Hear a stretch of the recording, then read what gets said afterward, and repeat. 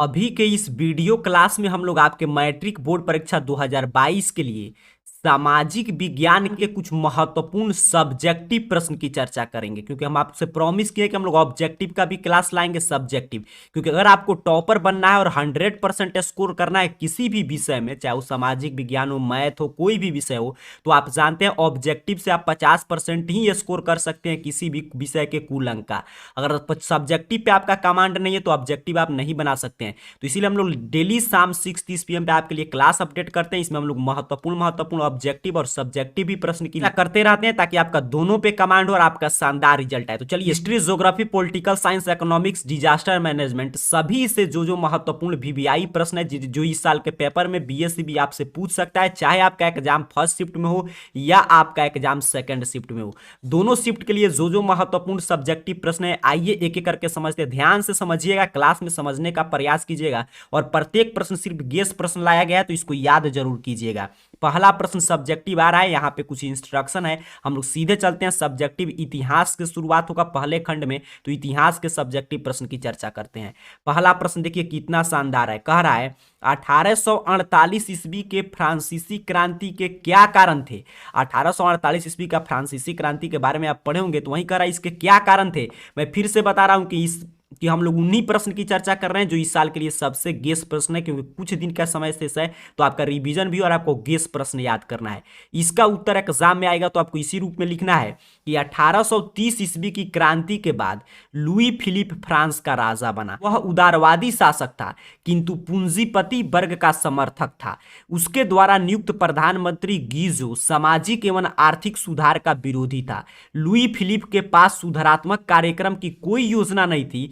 देश में भूखमरी एवं बेरोजगारी बढ़ने लगी। 22 फरवरी 1848 को थियर्स के नेतृत्व में जनता ने राजमहल को घेर लिया। अंततः लुई फिलिप को राजगद्दी छोड़कर इंग्लैंड भागना पड़ा। पूछा था 1848 ईस्वी के फ्रांसीसी क्रांति के क्या कारण थे, तो यहां पे हम लोग बैकग्राउंड में कारण बताएं कि ये एक कारण रहा, लेकिन अगर आप टू द पॉइंट उत्तर लिखना चाहते हैं तो लिख सकते हैं कि 1848 ईस्वी के फ्रांसीसी क्रांति के निम्नलिखित कारण थे। आप टू द पॉइंट लिख सकते हैं। 1 नंबर लुई फिलिप की नीति की असफलता, 2 नंबर मध्यम वर्ग का शासन पर प्रभाव, 3 नंबर राजनीतिक दलों में संगठन का अभाव, 4 नंबर समाजवाद का प्रसार। ये चारों प्रमुख कारण था, लेकिन इसमें सबसे प्रमुख कारण यहाँ पे विस्तार से बताया गया कि लुई फिलिप की नीति जो है स्पष्ट नहीं था। उसी की लुई फिलिप की नीति की असफलता ही प्रमुख कारण था 1848 ईस्वी के क्रांति का। तो मैं दोनों आपको लिखा दिया, टू द पॉइंट भी आप लिख सकते हैं या ऐसे भी उत्तर लिखेंगे, आपको 2 अंक मिल जाएगा। करता हूं ये प्रश्न आप समझ चुके हैं। चलिए आगे बढ़ते हैं। अगर आप लिखना चाहते हैं तो इसको लिख भी सकते हैं। दूसरे नंबर प्रश्न की बात करते हैं। देखिए कितना शानदार प्रश्न आ रहा है। भारत से राष्ट्रवाद चैप्टर से हर साल खूब प्रश्न आता है। आगे आपसे ज्योग्राफी से भी प्रश्न मिलेगा, आपको घबराने की बात नहीं है। पूरे सोशल साइंस के हर एक सेगमेंट से प्रश्न कह रहा है। असहयोग आंदोलन प्रथम जन आंदोलन था कैसे। असहयोग आंदोलन को हम लोग प्रथम जन आंदोलन क्यों कहते हैं, यही प्रश्न पूछा जा रहा है। तो उत्तर आपको बिल्कुल सटीक इसी रूप में लिखना है कि महात्मा गांधी द्वारा 1920 ईस्वी में चलाया गया असहयोग आंदोलन निश्चय ही प्रथम जन आंदोलन था। अब देखिए मैं इसीलिए बताता हूं आपको हमेशा कि सब्जेक्टिव जरूर पढ़ना चाहिए, क्योंकि सब्जेक्टिव के साथ साथ आपका ऑब्जेक्टिव भी कमांड होता है। कितना बार प्रश्न पूछा जाता है कि असहयोग आंदोलन कब चलाया गया था, तो 1920 ईस्वी में। प्रथम जन आंदोलन किसे कहा जाता है, तो असहयोग आंदोलन को। तमाम ऑब्जेक्टिव प्रश्न है। इसके पूर्व किए गए सभी आंदोलन का आधार आर्थिक एवं सामाजिक था, जो वर्ग विशेष के हित की रक्षा के लिए किए गए थे। असहयोग आंदोलन में पहली बार अंग्रेजी राजा से मुक्ति का संकल्प लिया गया। इसका प्रसार संपूर्ण देश में था। पहली बार इस आंदोलन में बड़े पैमाने पर किसान, मजदूर, छात्र, व्यवसायी, स्त्रियों आदि ने भाग लिया।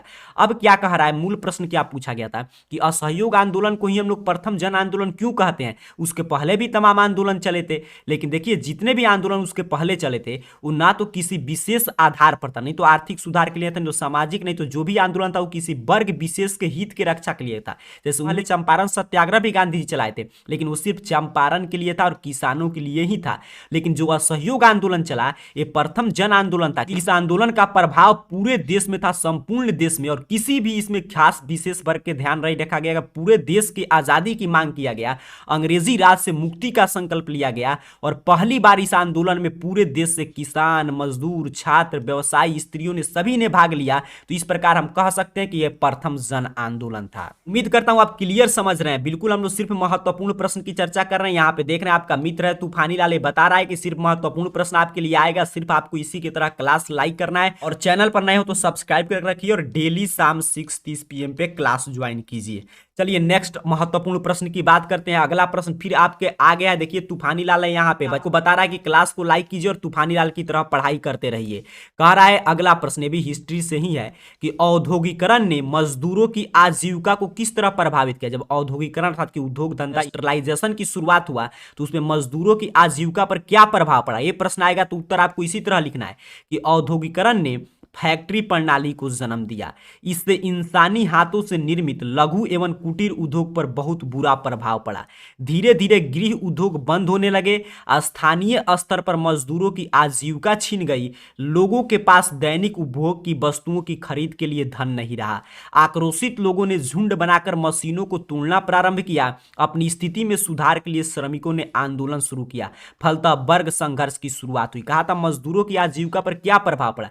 देखिए जब औद्योगिकरण नहीं हुआ था तब क्या था, मजदूर अधिक लगते थे, उद्योग धंधा का विकास नहीं था और उन लोगों को अधिक काम मिलता था और सामान का उत्पादन कम होता था। जब उद्योग धंधा आया, नई फैक्ट्री प्रणाली आई, तो क्या हुआ कि जो छोटे छोटे उद्योग थे, लघु उद्योग कुटीर उद्योग, सभी बंद हो गए। अब बड़े उद्योग उसका स्थान पे बैठने लगे और बड़े उद्योग में क्या था कि मशीन सभी काम कर रहा है, आदमी कम लग रहा है और सामान का उत्पादन ज्यादा हो रहा है, जिससे कि छोटे छोटे मजदूरों की जो है जीविकाएं छिन गई। उनका जो गृह उद्योग था, घर का उद्योग था, वो धीरे धीरे बंद होने लगा। एक बार ऐसी स्थिति आए कि उन लोग को दैनिक उपभोग की वस्तु खरीदने के लिए धन नहीं रहा। इस प्रकार आप पूरा डिटेल में लिख देंगे और समझा देंगे कि औद्योगिकरण ने इसी तरह मजदूरों की आजीविका को प्रभावित किया।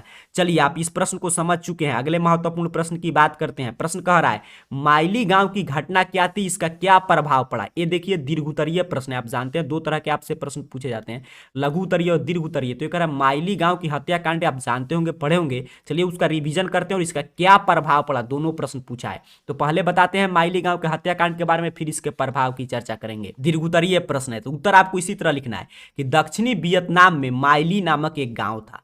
1968 में अमेरिकी सैनिक अपनी पराजय की बौखलाहट में पूरे गांव को घेर लिया। गांव के सभी पुरुष को बेरहमी से मार डाला गया। औरतों और बच्चों को बंधक बना लिया गया। इस गांव की महिलाओं के साथ कई दिनों तक सामूहिक बलात्कार किया गया। बच्चियों को भी नहीं बख्शा गया, फिर इन्हें भी मार डाला गया। तत्पश्चात पूरे गांव में आग लगा दी गई। तो ये पूरा घटनाक्रम है जो दक्षिणी वियतनाम के माइली गांव में 1968 में हुआ था। तो ये आपने घटना बताया। अब कह रहा है इसका क्या प्रभाव पड़ा। तो इस माइली गांव हत्याकांड में लाशों के बीच एक बूढ़ा आदमी जिंदा बच गया, जिसने इस घटना को उजागर किया। विभिन्न समाचार पत्रों ने इस घटना को प्रमुखता से छापा। विश्व स्तर पर इस घटना की तीखी प्रतिक्रिया हुई। चारों तरफ अमेरिकी सरकार की आलोचना हुई। विश्व जनमत के दबाव में अमेरिकी शांति के लिए तैयार हो गया और अमेरिकी राष्ट्रपति निक्सन ने न केवल वियतनाम बल्कि संपूर्ण हिंद चीन में शांति के लिए युद्ध विराम हेतु 5 सूत्री योजना की घोषणा की। तो ये था माइली गांव की हत्याकांड। जैसे ही एक बूढ़ा आदमी लाशों के ढेर के बीच जिंदा बच गया और इस घटना की उजागर किया, वैसे ही संपूर्ण विश्व में अमेरिकी सेना और अमेरिकी नीति और अमेरिकी सरकार की तीखी आलोचना शुरू हो गई। इसको देखते हुए अमेरिका पे दबाव बना। अमेरिका ने संपूर्ण हिंद चीन में शांति के लिए, उस समय आप जानते हैं राष्ट्रपति थे निक्सन, तो निक्सन ने 5 सूत्री योजना दिए और युद्ध विराम पे मोहर लग गया। और यह भी पूछता है कि माइली गांव हत्याकांड के समय अमेरिका के राष्ट्रपति कौन थे। ऑब्जेक्टिव प्रश्न में पूछा जाता है तो निक्सन थे। जो 5 सूत्री योजना था वो किस राष्ट्रपति ने दिया था, तो अमेरिकी राष्ट्रपति निक्सन ने। तो तमाम ऑब्जेक्टिव भी इसमें आपको इंक्लूड मिला है। चलिए आगे बढ़ते हैं। नेक्स्ट आपके एक और दीर्घोत्तरीय प्रश्न को लेकर समझते हैं। ये भी दीर्घोत्तरीय प्रश्न है। कह रहा है बारदोली सत्याग्रह के क्या कारण थे, क्या यह सत्याग्रह सफल रहा। ये सभी महत्वपूर्ण प्रश्न आपके लिए खोज खोज कर लाया गया ताकि इसे याद रखेंगे तो आप भी तूफानी लाल की तरह तूफान मचा कर आएंगे एग्जाम में। तो उत्तर आपको इसी तरह लिखना है कि बारदोली सत्याग्रह का मुख्य कारण ब्रिटिश सरकार द्वारा किसानों पर करों का बढ़ाया जाना था। किसानों से लगान की बढ़ी हुई 22% की कर वृद्धि को चुकाने का फरमान जारी हुआ। बारदोली के किसान ने वल्लभ भाई पटेल के नेतृत्व में सरकार के विरुद्ध सत्याग्रह किया। इस आंदोलन में महिलाओं ने सक्रिय रूप से भाग लिया। आंदोलन के समर्थन में केएम मुंशी तथा लालजी नारंग ने बंबई विधान परिषद की सदस्यता से त्याग पत्र दे दिया। 2 अगस्त 1928 को गांधी जी भी आंदोलन में शामिल हो गए। सरकार को झुकना पड़ा और लगान की राशि को 22% से घटाकर 6.03% कर दिया गया। इस आंदोलन में महिलाओं द्वारा वल्लभ भाई पटेल को सरदार की उपाधि दी गई। अब पूछ रहा था कि बारदोली सत्याग्रह के क्या कारण थे, तो बारदोली सत्याग्रह का कारण था लगान था उसके कीमत में वृद्धि।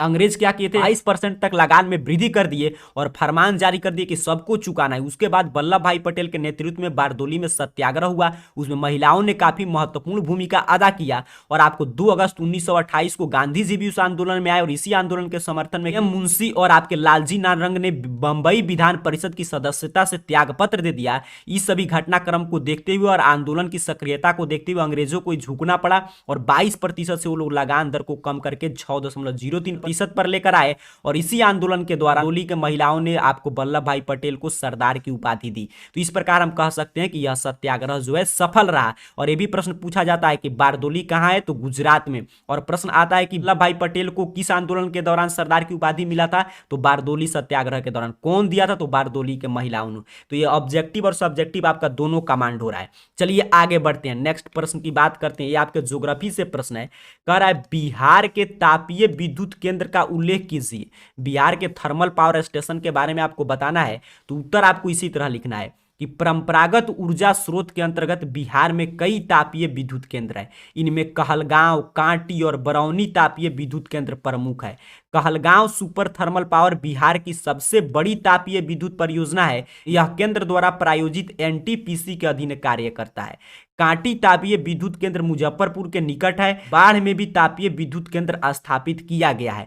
अब ये प्रश्न पूछ रहा था कि तापीय विद्युत केंद्र बिहार में कहाँ कहाँ है, उसके बारे में उल्लेख कीजिएगा। तो सभी जगह का नाम आपको ऐसे ही लिखना पड़ेगा, तभी आपको अंक मिलेगा। अब आपसे यहाँ से ऑब्जेक्टिव प्रश्न कई आपका कमांड हो गया। पूछता है कहलगांव जो है थर्मल पावर स्टेशन कहाँ है, तो बिहार में। Kanti thermal power station Bihar में, मुजफ्फरपुर में। बरौनी कहाँ है, तो बिहार में। तो ये सभी बिहार के जो है तापीय विद्युत केंद्र हैं। इसका जगह के साथ आप नाम याद रखेंगे और इसी प्रकार उत्तर लिख देंगे, आपको 2 अंक मिल जाएगा। चलिए आगे बढ़ते हैं, अगले प्रश्न की बात करते हैं। ये भी आपके ज्योग्राफी अर्थात की भूगोल से ही प्रश्न है। कह रहा है गैर परंपरागत ऊर्जा स्रोत का उल्लेख करें।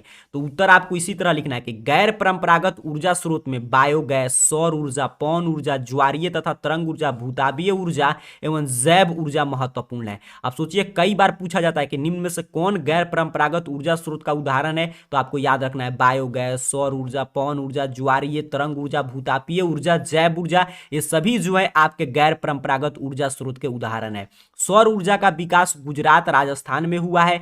पवन ऊर्जा का विकास गुजरात के कच्छ तथा तमिलनाडु के कोरीन में हुआ है। ज्वारीय ऊर्जा कच्छ की खाड़ी तथा सुंदरबन में हुआ है और आपके हिमाचल में मणिकरण में भूतापीय ऊर्जा संयंत्र स्थापित किया गया है। तो इतना आप लिख देंगे कि कौन सा, पहले हम लोग बता दिए कि गैर परंपरागत ऊर्जा में कौन कौन ऊर्जा के स्रोत आते हैं और कौन से ऊर्जा स्रोत का विकास हमारे देश में कहां पे हुआ है, पूरा लिखेंगे। एग्जामिनर आपसे प्रभावित होकर आपको अंक दे देगा। इस प्रश्न को जरूर इसी रूप में याद कर लीजिएगा। अगले महत्वपूर्ण प्रश्न को समझेंगे सर। प्रश्न कह रहा है हरित क्रांति से आप क्या समझते हैं। देखिए प्रश्न क्या पूछ रहा है कि हरित क्रांति, यहां से तो खूब ऑब्जेक्टिव भी आता है और सब्जेक्टिव भी। तो हरित क्रांति की शुरुआत 1967 से 68 में कृषि उत्पादन बढ़ाने एवं खाद्यान्न उत्पादन में देश को आत्मनिर्भर बनाने के लिए किया गया था। हरित क्रांति के अंतर्गत नए संकर बीजों का प्रयोग, उर्वरक, मृदा संरक्षण, सिंचाई की सुविधा, कृषि की नई तकनीक और प्रौद्योगिकी पर बल दिया गया, जिसमें गेहूं एवं चावल के उत्पादन में वृद्धि दर्ज की गई। क्रांति का सर्वाधिक प्रभाव पंजाब, हरियाणा तथा पश्चिमी उत्तर प्रदेश में हुआ।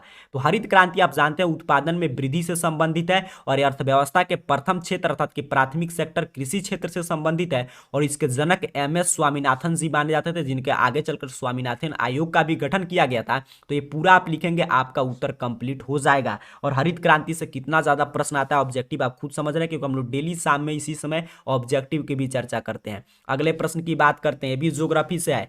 कह रहा है भारत में पाइपलाइन परिवहन का वर्णन कीजिए। जैसे कहेगा वर्णन कीजिए, समझ जाना आपको दीर्घोत्तरीय प्रश्न में आएगा। उत्तर पूरा विस्तार से आपको इसी तरह लिखना है। पाइपलाइन का उपयोग तरल पदार्थों, पेट्रोलियम के साथ ही गैस के लिए भी किया जाता है।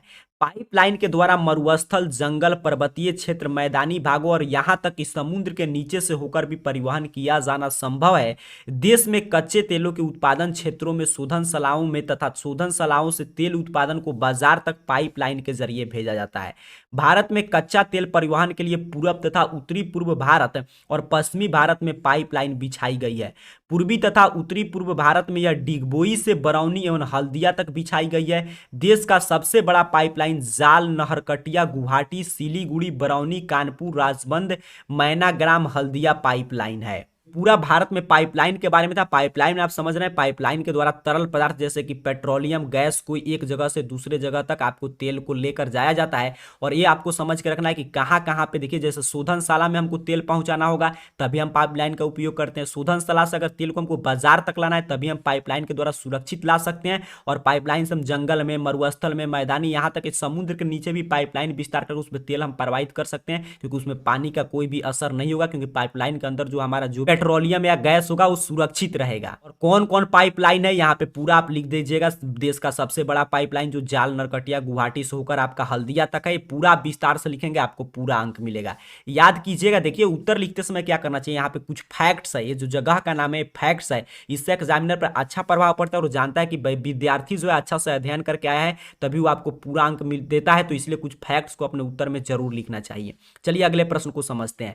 यह है आपके पॉलिटिकल साइंस से, कह रहा है आपसे प्रश्न कि सत्ता के विकेंद्रीकरण से आप क्या समझते हैं। आपको बताना है कि सत्ता का विकेंद्रीकरण से क्या अर्थ होता है। तो उत्तर आपको इसी तरह लिखना है कि सत्ता के विकेंद्रीकरण का अभिप्राय सत्ता के स्वरूप को केंद्रित न होकर उसके विभिन्न स्तरों पर विभाजन करना है। भारत में इसका सर्वश्रेष्ठ उदाहरण केंद्र एवं राज्य के बीच सत्ता का विभाजन है। देखिए सत्ता का एक होता है केंद्रीकरण की सभी पावर सेंटर के पास चला गया, जैसा अमेरिका में देखिए राष्ट्रपति के पास सभी पावर है, लेकिन हमारे यहाँ देखिए राष्ट्रपति है, उसके नीचे प्रधानमंत्री, हर राज्य के मुख्यमंत्री, नीचे जिला स्तर पे सरकार, ग्राम पंचायत स्तर पे। तो इसे ही हम लोग बोलते हैं आपका सत्ता का विकेंद्रीकरण, अर्थात कि सत्ता जो है विकेंद्रित होते जा रहा है। उम्मीद करता हूं आप समझ पा रहे हैं। सत्ता का विकेंद्रीकरण अर्थात कि पावर जो है एक आदमी में इसके हाथ में सीमित नहीं होकर सभी के बीच में बंटवारा हुआ है, ताकि आपका पावर शेयरिंग किया गया है। इसलिए भारत में देखिए केंद्र राज्य के बीच सत्ता का विभाजन है, इसके लिए सूची बनाया गया है, केंद्र सूची, राज्य सूची, समवर्ती सूची, जिससे कि राज्य और केंद्र में टकराव नहीं होता है। तो यही है सत्ता का विकेंद्रीकरण की सत्ता में पावर शेयरिंग जो है सभी किसी के पास हो, डिसेंट्रलाइजेशन इसे बोलते हैं। एक जगह किसी के हाथ में सत्ता का पूरा पावर नहीं दिया जाए, ताकि कोई भी क्रूर शासक और क्रूर नेता यहां पे नहीं उत्पन्न हो। तो ये हम बोलते हैं सत्ता का विकेंद्रीकरण। चलिए अगले प्रश्न को समझते हैं। कह रहा है गठबंधन की राजनीति कैसे लोकतंत्र को प्रभावित करती है। गठबंधन की राजनीति लोकतंत्र को किस रूप में इफेक्ट डालती है, यही प्रश्न पूछा है। तो उत्तर इसी तरह लिखिएगा कि वर्तमान में गठबंधन की राजनीति अनिवार्य हो गई है। गठबंधन सैद्धांतिक समानता के आधार पर भी होता है या चुनाव बाद सरकार गठन के लिए विचारधारा में सहमति न होने के बावजूद भी गठबंधन किया जाता है। गठबंधन के कारण राष्ट्रीय दलों एवं क्षेत्रीय पार्टी से समझौते करने पड़ते हैं, व्यक्तिगत हित या पार्टी हित के लिए गलत निर्णय भी लेना पड़ता है। अर्थात कि गठबंधन के राजनीति से कुछ प्रॉफिट है तो कुछ लॉस भी है। प्रॉफिट क्या है कि केंद्रीय पार्टी भी क्षेत्रीय पार्टी को अपने बराबरी बैठाता है और स्थान देता है, और उसके साथ साथ जो काफी 2-3 दलों का विचारधारा मिलकर अगर एक सरकार बनाता है तो आप इससे प्रॉफिट है कि सभी विचारधारा वाले लोग रहेंगे तो अच्छा से काम होगा। लॉस भी है कि कुछ लोग का विचारधारा नहीं मिलता है, फिर भी वो लोग गठबंधन कर देते हैं और वो बाद में सिर्फ अपने कुर्सी बचाने के लिए पार्टी के हित में काफी गलत गलत नियम कानून भी लाते हैं और उस राज्य और देश का विकास नहीं हो पाता है। आप कह सकते हैं कि गठबंधन की राजनीति लोकतंत्र को अच्छे रूप में और खराब रूप दोनों रूप में प्रभावित करता है। ऐसे ही पूरा विस्तार से आप उत्तर लिखिएगा, समझा समझाकर आपको पूरा अंक मिलेगा। अगले प्रश्न की बात करेंगे। प्रश्न कह रहा है आपसे कि संघात्मक शासन व्यवस्था में लिखित संविधान क्यों आवश्यक है। लिखित संविधान जो है संघात्मक शासन व्यवस्था के लिए क्यों जरूरी है, कारण बताइए। तो उत्तर इसी तरह लिखना है आपको, समझिएगा ध्यान से। इस संघात्मक शासन व्यवस्था में लिखित संविधान का होना अति महत्वपूर्ण है। संघीय शासन व्यवस्था के अंतर्गत केंद्र और राज्य के मध्य शक्ति का स्पष्ट बंटवारा किया जाना चाहिए, अन्यथा हमेशा केंद्र और राज्य के बीच टकराव की स्थिति उत्पन्न होती रहेगी। केंद्र एवं राज्य के बीच लिखित रूप से शक्ति के विभाजन से न्यायपालिका को भी निर्णय देने में आसानी होगा।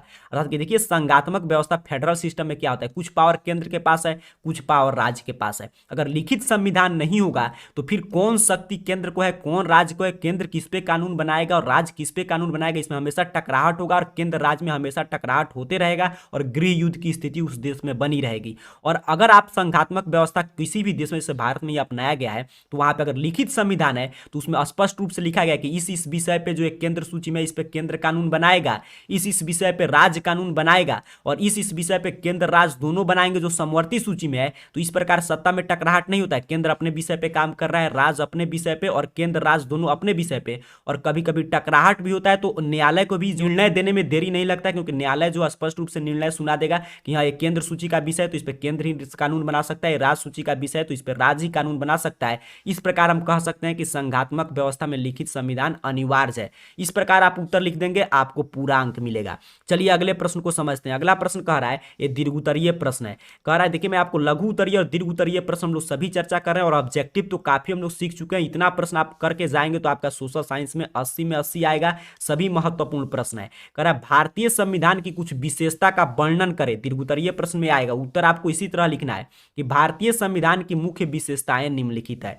पहला विशेषता है कि संसदीय लोकतंत्र। भारतीय लोकतंत्र एक संसदीय लोकतंत्र है। राष्ट्रपति कार्यपालिका का सर्वोच्च पदाधिकारी होता है, किंतु वास्तविक अधिकारी मंत्री परिषद में सन्निहित होता है, जिसका प्रधान प्रधानमंत्री होता है। मंत्री परिषद अपने कार्य के लिए सामूहिक रूप से संसद के प्रति उत्तरदायी है। और ये पहला हो गया कि हमारे यहाँ संसदीय लोकतंत्र को अपनाया गया भारतीय संविधान में, जिसमें पावर शेयरिंग है अर्थात कि सत्ता का बंटवारा है। दूसरा कह रहा है बेशक मताधिकार है भारतीय संविधान की विशेषता। भारत में निर्वाचन की अप्रत्यक्ष प्रणाली विद्यमान है। निर्वाचन के माध्यम से मतदाता अपनी जनप्रतिनिधि को चुनते हैं। यहाँ 18 वर्ष या उससे अधिक उम्र के नागरिकों को मतदान करने का अधिकार प्राप्त है, अर्थात कि बेशक मताधिकार है। 18 वर्ष से अधिक उम्र के ही लोग उसमें मतदान कर सकते हैं, अर्थात कि अपने जो जिनके पास समझने की शक्ति है कि हमको कैसे लीडर चुनना है, उन्हें ही मत का अधिकार दिया गया है। तीसरा विशेषता हमारे भारतीय संविधान का कि मौलिक अधिकार।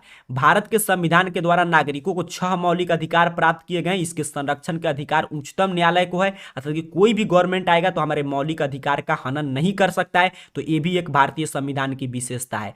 चौथा विशेषता स्वतंत्र न्यायपालिका। भारतीय संविधान की रक्षा के लिए एक स्वतंत्र और निष्पक्ष न्यायपालिका का प्रावधान है, तो ये भी भारतीय संविधान की मुख्य विशेषता है। और पांचवा विशेषता है कि लिखित संविधान। भारत का संविधान विश्व का सबसे बड़ा लिखित संविधान है। तो ये सभी भारतीय संविधान की विशेषताएं ऐसे ही आपको समझकर याद रखना है। पूरे उत्तर को ऐसे ही विस्तार से लिखेंगे। दीर्घ उत्तरीय प्रश्न था, आपको पूरा अंक मिलेगा। चलिए अब नेक्स्ट आपका विषय है इकोनॉमिक्स। तो इकोनॉमिक्स से कुछ प्रश्न की चर्चा कर लेते हैं। सभी विषय से हम लोग प्रश्न को समझ रहे हैं ताकि आपको एग्जाम में उत्तर लिखने में कोई दिक्कत नहीं हो। कह रहा है इंक्लूसिव ग्रोथ अर्थात कि समावेशी विकास से आप क्या समझते हैं, तो इसका उत्तर आपको इसी तरह लिखना है कि आर्थिक विकास की वह प्रक्रिया जिसमें समाज के सभी वर्गों का जीवन स्तर ऊंचा होता जाए तथा समाज का कोई भी वर्ग विकास के लाभ से वंचित नहीं रहे, उसे हम समावेशी विकास कहते हैं। समावेशी विकास इंक्लूसिव ग्रोथ का मतलब क्या होता है कि किसी भी विकास का, आर्थिक विकास की वह प्रक्रिया जब कहीं पे भी विकास हो रहा होगा, इकोनॉमिक डेवलपमेंट होगा और वहां पे जितने भी वर्ग के लोग हैं सभी का जीवन स्तर अगर ऊंचा उठते जाता है और समाज का हर एक वर्ग के पास विकास का जो लाभ पहुंच रहा है, तो हम कहते हैं कि वहां पे उस जगह पे समावेशी विकास की क्रिया प्रारंभ है। तो इसे हम बोलते हैं समावेशी विकास, जिसमें हर वर्ग का जीवन स्तर ऊंचा हो और समाज का कोई भी वर्ग विकास के लाभ से वंचित नहीं हो। अगले प्रश्न की बात करते हैं। अगला प्रश्न कह रहा है किसानों को साख अथवा ऋण की आवश्यकता क्यों होती है। यह भी काफी महत्वपूर्ण प्रश्न है। इसका उत्तर आपको इसी तरह लिखना है कि बिहार की अर्थव्यवस्था मुख्यतः कृषि पर आधारित है। यहाँ लगभग 75% लोग प्रत्यक्ष या अप्रत्यक्ष रूप से कृषि एवं इससे संबंधित लघु कुटीर उद्योग से जुड़े हुए हैं। यहाँ के अधिकांश किसान छोटे या सीमांत किसान हैं, इसीलिए कृषि एवं उससे संबंधित उद्योग के लिए पूंजी की आवश्यकता को पूरा करने के लिए साख अथवा ऋण की आवश्यकता होती है। प्रश्न पूछ रहा है कि किसान को क्रेडिट अथवा लोन के लिए क्यों आवश्यकता पड़ता है। तो देखिए बिहार का आप जानते हैं, बिहार जो एक प्रधान राज्य है, हमेशा प्रश्न पूछा जाता है कि बिहार का आजीविका किस पे टिका हुआ है, तो कृषि पर। यहाँ पर 25% लोग जो है प्रत्यक्ष या अप्रत्यक्ष रूप से कृषि कार्य से जुड़े हुए हैं और लघु कुटीर उद्योग यहाँ पे है, कोई भी बड़ा उद्योग नहीं है। तो अब देखिए यहाँ पे क्या होता है कि जैसे हमें कृषि करना है तो कृषि में आज आप बुआई करते हैं तो उसका रिजल्ट अर्थात कि फसल तैयार होगा, उसे मुनाफा आप कमाने के लिए आपको कम से कम 2 से 3 माह, 4 माह, 6 माह तक इंतजार करना पड़ सकता है। तो बीच का जो एक खर्चा होगा किसान के पास कहां से आएगा, बीच का गैप है, उसमें किसान अपनी आजीविका कैसे चला पाएगा। तो इसी के लिए किसान को जो साख अथवा ऋण लेने की आवश्यकता पड़ती है। तो इसी तरह आपको उत्तर लिखना है, इसका भी आपको पूरा अंक मिलेगा। अगले प्रश्न की बात करते हैं। अगला प्रश्न कह रहा है भारत में राष्ट्रीय आय की गणना किस संस्था के द्वारा होता है। ये तो ऑब्जेक्टिव प्रश्न में भी खूब पूछा जाता है। तो उत्तर आपको इसी तरह लिख देना है कि भारत में राष्ट्रीय आय की गणना केंद्रीय सांख्यिकी संगठन अर्थात कि एससीओ के द्वारा किया जाता है। यह संस्था नियमित रूप से राष्ट्रीय आय के आंकड़ा प्रकाशित करती है। राष्ट्रीय आय के सृजन में अर्थव्यवस्था के तीनों क्षेत्र का योगदान होता है। पूछा था कि राष्ट्रीय आय की गणना किस संस्था के द्वारा किया जाता है, तो केंद्रीय सांख्यिकी संगठन, याद रखिएगा, इसी के द्वारा भारत में राष्ट्रीय आय की गणना किया जाता है। ऑब्जेक्टिव में भी यह प्रश्न कई बार पूछा गया है, तो ये आपको केंद्रीय सांख्यिकी संगठन याद रखना है। अगले प्रश्न को देखते हैं। अगला प्रश्न देखिए, आपका दीर्घोत्तरीय प्रश्न है। कह रहा है अर्थव्यवस्था की संरचना से आप क्या समझते हैं और इसके कितने भागों में बांटकर हम लोग अर्थव्यवस्था के संरचना को समझते हैं। तो आपको उत्तर इसी तरह लिखना है कि अर्थव्यवस्था के संरचना से तात्पर्य विभिन्न उत्पादन क्षेत्र के विभाजन से है। अर्थात कि विभिन्न उत्पादन क्षेत्र में, अर्थव्यवस्था में जितने भी उत्पादन क्षेत्र हैं उसे ही हम लोग बोलते हैं अर्थव्यवस्था की संरचना। अब पूछा था कि इसे कितना भागों में बांटा गया है। अर्थव्यवस्था में विभिन्न प्रकार की आर्थिक क्रियाएं की जाती है। इन क्रियाओं को 3 भागों में बांटते हैं। पहला है प्राथमिक क्षेत्र, जिसे हम कृषि क्षेत्र कहते हैं, दूसरा है द्वितीयक क्षेत्र, तीसरा है तृतीयक क्षेत्र। तीनों के बारे में आपको लिख देना है, क्योंकि दीर्घोत्तरीय प्रश्न था कि प्राथमिक क्षेत्र को कृषि क्षेत्र कहा जाता है। इसके अंतर्गत पशुपालन, कृषि, मछली पालन एवं वन इत्यादि आते हैं। द्वितीयक क्षेत्र को हम लोग औद्योगिक क्षेत्र भी कहते हैं। इसके अंतर्गत खनिज व्यवसाय, निर्माण कार्य और आपके जन उपयोगी सेवाएं जैसे गैस और बिजली आता है। तृतीयक क्षेत्र को हम लोग सेवा क्षेत्र भी कहते हैं। इसके अंतर्गत बैंक एवं बीमा, परिवहन, संचार एवं व्यापार इत्यादि क्रिया आती है। वर्तमान समय में देश की अर्थव्यवस्था में इन तीनों क्षेत्र में सेवा क्षेत्र का सबसे अधिक योगदान है। देखिए प्रश्न कई बार पूछा जाता है कि अर्थव्यवस्था के कितने क्षेत्रक हैं, तो 3। कौन कौन है? प्राथमिक, द्वितीयक, तृतीयक। किसे कृषि क्षेत्र कहते हैं, किसे औद्योगिक क्षेत्र, किसे सेवा क्षेत्र, सभी प्रश्न कई बार पूछा गया है। मछली पालन किस क्षेत्र में है, तो सभी तमाम ऑब्जेक्टिव प्रश्न है। और ये भी प्रश्न कई बार पूछा जाता है कि किस क्षेत्र का योगदान अर्थव्यवस्था में वर्तमान समय में सबसे अधिक है, तो सेवा क्षेत्र का। तो सोचिए अगर आप सब्जेक्टिव याद करें तो ऑब्जेक्टिव आपका ऑटोमेटिक कितना ज्यादा कमांड हो रहा है। अगले प्रश्न को समझते हैं। अगला प्रश्न आपका है प्रबंधन से। आपदा प्रबंधन से काफी हम लोग प्रश्न की चर्चा कर चुके हैं। पूरा आपदा प्रबंधन में आपको पढ़ा चुका हूं, लेकिन एक और महत्वपूर्ण प्रश्न था, इसको भी इस क्लास में समझ ले रहे हैं। कह रहा है हैम रेडियो के उपयोग पर प्रकाश डालिए। हैम रेडियो का उपयोग क्यों करते हैं, यही प्रश्न पूछ रहा है। तो ऐसे आपको उत्तर लिखना है कि हैम रेडियो के उपयोग निम्नलिखित हैं। पहला उपयोग है निजी मनोरंजन के लिए हम लोग रेडियो का उपयोग करते हैं। संदेशों का आदान प्रदान के लिए, वायरलेस एवं आपातकालीन संचार के लिए इसका उपयोग होता है। दूसरा इसका हैम रेडियो का उपयोग है आपदा के क्षेत्र में बड़ी आसानी से किया जा सकता है, क्योंकि यह आपकी बैटरी या जनरेटर से काम करता है। शिक्षा अनुसंधान या व्यक्तिगत कार्यों के लिए इसका उपयोग होता है। तो हैम रेडियो का कहाँ कहाँ उपयोग है, तो 3-4 उपयोग आप गिना देंगे, आपका उत्तर कंप्लीट हो जाएगा। तो आज के क्लास को हम लोग यहीं पे रोकेंगे। आज हम लोग हिस्ट्री, ज्योग्राफी, उसके साथ साथ economics, political science, disaster management, सभी से हम लोग महत्वपूर्ण प्रश्न की चर्चा की है। ये सबसे गेस प्रश्न था, तो इस प्रश्न को बार बार देखकर याद करने का जरूर प्रयास कीजिएगा। उसके साथ साथ इन प्रश्नों का उत्तर लिखने का आप प्रयास कर लीजिएगा। फिर कल 6:30 PM पे मिलेंगे, तो और कुछ नए विषय के नए प्रश्नों की चर्चा करेंगे। तब तक के लिए इन सभी प्रश्नों का रिविजन कीजिए। आप सभी को बहुत बहुत धन्यवाद।